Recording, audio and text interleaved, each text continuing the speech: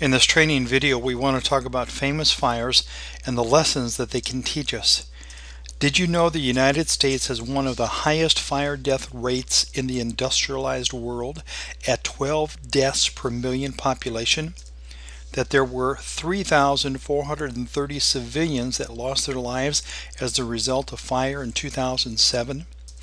There were 23,100 civilian injuries that occurred as a result of fire in 1998, that there were 112 firefighters killed in duty-related incidents in 1998, that fires killed more Americans than all natural disasters combined.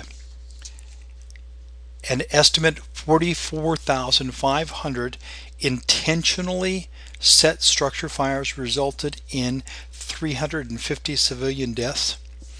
Intentionally set structure fires resulted in an estimated 919 million in property damage. 80% of all civilian deaths occurred in residence. Just under 1.7 million fires were reported.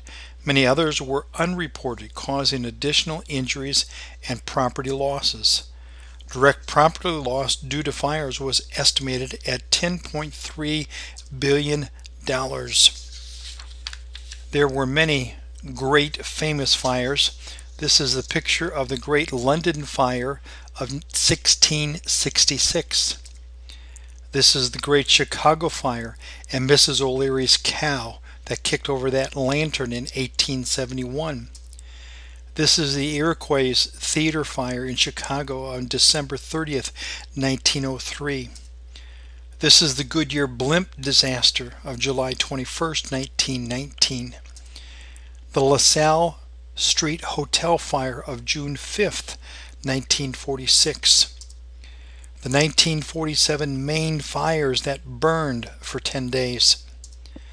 Our Lady of Angels School Fire of December 1st, 1958, where 92 children died and 3 nuns. This is in Chicago, and I remember this as a young child. The MCM Grand Hotel Fire in Las Vegas in 1980. The Lisbon, Portugal fires in 1988. The Los Angeles riots of 1992. And the Yellowstone National Park forest fires. There are some famous biblical fires. Sodom and Gomorrah in Genesis 19:24. Moses and the burning bush in Exodus 3:2. The strange fire offered by Nadab and Abihu in Numbers 3:4. Samson, who tied the tails of the foxes together with torches and burned his father-in-law's grain fields in Judges 14:15. Elijah and the prophets of Baal in 1 Kings 18. Elijah translated in a chariot of fire in 2 Kings 2:11. The nation of Israel offering their children as human sacrifices to the fire god Moloch in 2 Kings 17:17. Fire is used to represent gossipers in Proverbs 26:20. The furnace was heated 7 times hotter for Daniel's 3 friends in Daniel 3. The Holy Spirit's baptism is pictured as fire in Matthew 3. Peter stands by the fire denying Jesus in Mark 14. Jesus stands by the fire restoring Peter in John 21. Paul stands by the fire when a snake bites his hand in Acts 28:3. The works of the saints are tested by fire in 1 Corinthians 3:13. The tongue is pictured as a destructive fire, James chapter 3. Problems in life are pictured as fire in 1 Peter chapter 1 verse 7.